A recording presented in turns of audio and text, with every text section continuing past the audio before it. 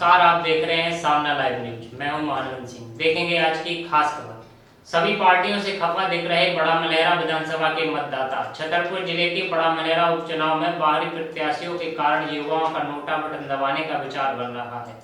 युवाओं का कहना है कि सभी पार्टियों ने बाहरी उम्मीदवार देकर क्षेत्र की जनता का अपमान किया है। वहीं कांग्रेस और भाजपा दोनों ही पार्टियां एक दूसरे पर आरोप प्रत्यारोप लगाकर जनता से जुड़े मुद्दे गायब कर देती हैं, जबकि यहां पर रोजगार, पानी, फसल मुआवजा को लेकर काफी नाराजगी दिख रही है। बेरोजगार युवा महानगरों की ओर पलायन कर रहे हैं। इसके साथ ही युवाओं का एक बड़ा वर्ग स्थानीय उम्मीदवार न मिलने के कारण नोटा की तरफ देखने को विवश है। लगता है कि इस बार नोटा जीत की आस लगाए उम्मीदवारों के अरमान पर पानी फेर सकता है।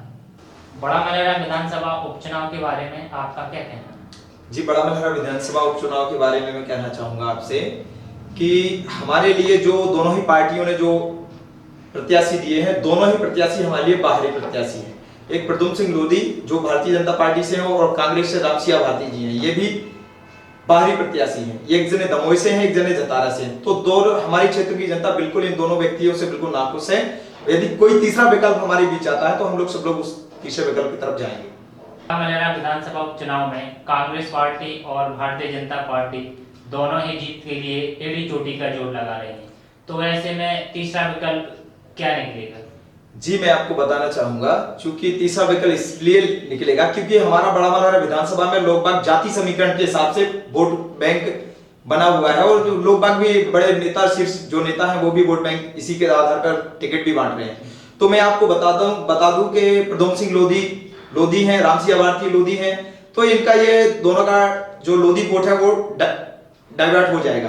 और अब यादव में या कोई और जाति का कोई क्षेत्र का व्यक्ति यदि आता है तो निश्चित रूप से उसकी जीत हो जाएगी। जो बीच की जो जातियां हैं, क्योंकि जब जाति समीकरण में बांट ही दिया है तो निश्चित रूप से ऐसा होगा कि इस तरफ के लिए जिन लोगों का जो मन है वो तीसरे विकल्प के लिए बना हुआ है और जीत पक्की है तीसरे विकल्प की।